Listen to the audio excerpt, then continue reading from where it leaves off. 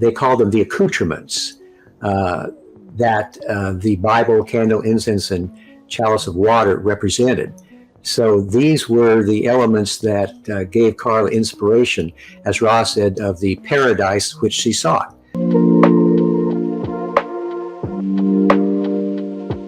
Were you always interested in this subject as a child, or when was the first time that you have any extrasensorial experience or something close to? Well, I was what you would call a late bloomer. I think as a child, the only movement into spiritual matters was when I was in the 6th grade. I thought to myself, I wonder how big the universe is.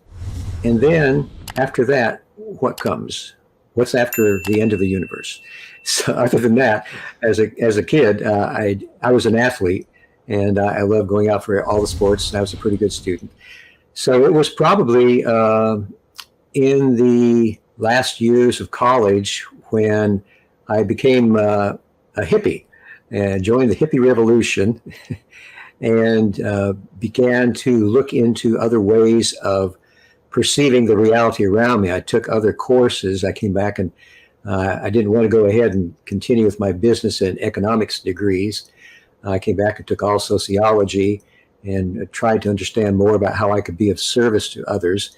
And I would guess this is probably the first movement of my own thinking and acting into a realm other than making money and being, a success financially. All right. Okay.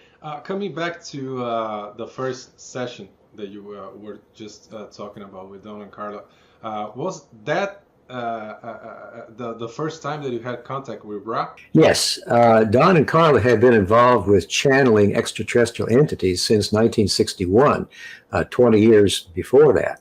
But these were always fourth or fifth density, as they are called. Above our own third density, there's an octave of 8 different densities.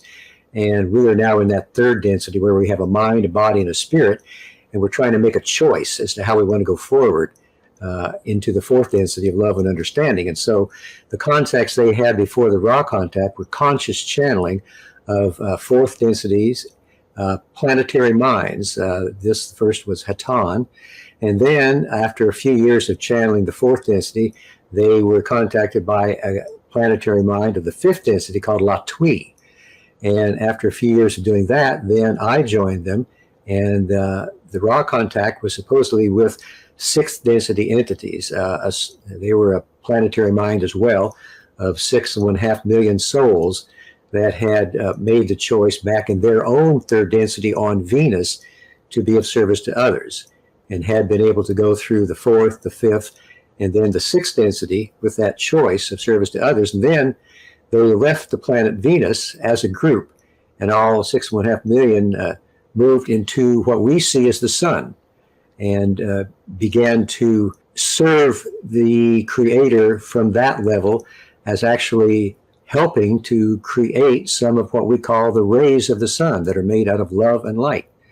So Carla then was channeling Ra in a trance state and was not in her body, but was with those of Ra, but not conscious of it.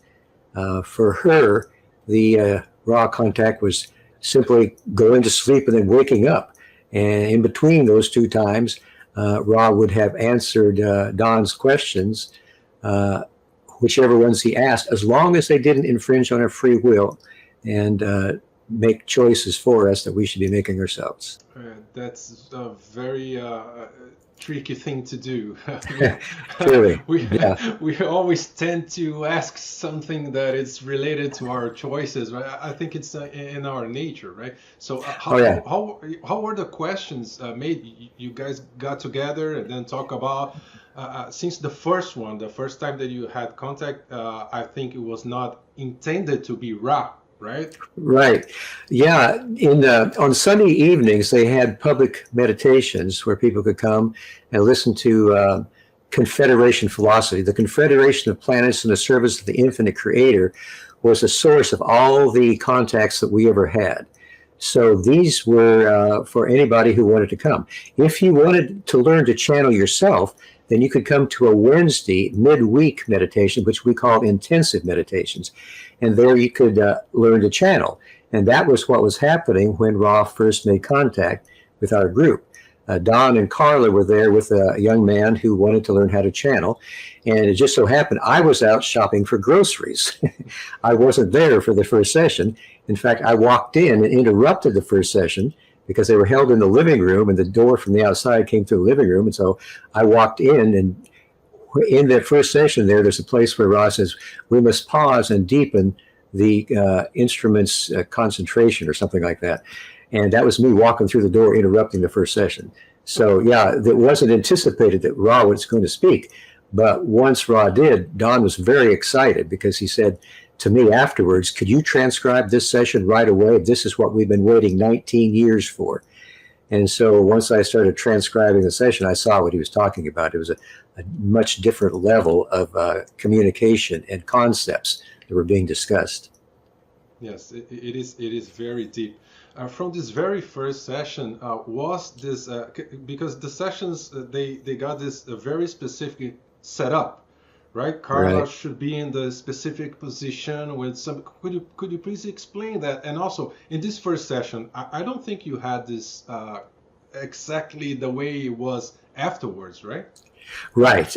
We had no idea that the Ra contact was going to happen. So once it did happen, in the second session, Ra gave us the instructions that we should use a table that would contain various elements, a chalice of water, a candle, incense, and the Bible open to the chapter of John, verse 1.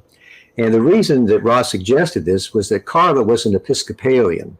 And when she was at the church, it was often her duty, or her time to serve by dressing the altar in just these very items.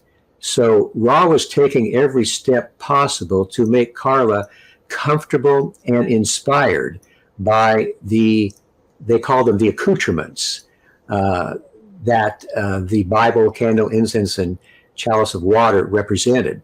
So these were the elements that gave Carla inspiration, as Ra said, of the paradise which she sought. She was a disciple of Jesus. She had many experiences with Jesus when she was 2 years old that were very inspiring and were actually the first time she left her body, I believe. And so Ra went to made every effort to try to make this an experience where she would feel inspired as she was leaving her body and inspired as she came back into her body. So that's what all that was for. And when we first started out, we then got a special room in the house, a bedroom that was not being used for anything else, and that was the Ra room. We had the first 2 sessions in the living room, and then we decided that we needed to make a special room in the house available and purify it and sanctify it for just the Ra contact. So that's what we did. Okay. I'll make a broad question, and we can talk after that. What is the law of one? What is the Ra material? The law of one basically says that we are all part of one infinite creator. We are all like cells in the body. Everything in the universe and every person in the universe is the one infinite creator. As Ra says, every iota of the creation contains the one infinite creator in all of its power. So what we see instead of a creator here, especially in this third density illusion, is different facets of the creator that have been made so that we can travel our journey of seeking the one creator in a way that is most effective. And oddly enough, we discovered that, well, Ra told us that at the beginning of creation, there was not a division between our conscious and subconscious minds. Entities in the third density could see very clearly that they were the creator. Everyone was the creator. But they also knew that they needed to progress and somehow polarize their consciousness in service to others so that they could go through the third density into the fourth and then the fifth and so forth. But it just didn't happen very rapidly because the creation of the Creator was a work in progress. And that is what it always is and always has been and probably always will be. It is an infinite process. So when it took so many different 75,000 year cycles of third density for these entities to be able to graduate from it, it was decided by various logoi, or what we would call stars in the sky. The infinite stars in the sky are entities. They are conscious entities. Logos is one, and logoi is plural for multiple ones. So every star you see in the sky has consciousness of the complete 8 densities of being, which we seek to travel through. And it was decided by these logoi that if they could divide the mind into a conscious mind and a subconscious mind and put a veil of forgetting between them and make it impossible to see right away that we are all one, then paradoxically, the process would be enhanced, because deep within the heart of our unconscious mind was the knowledge that we are all one.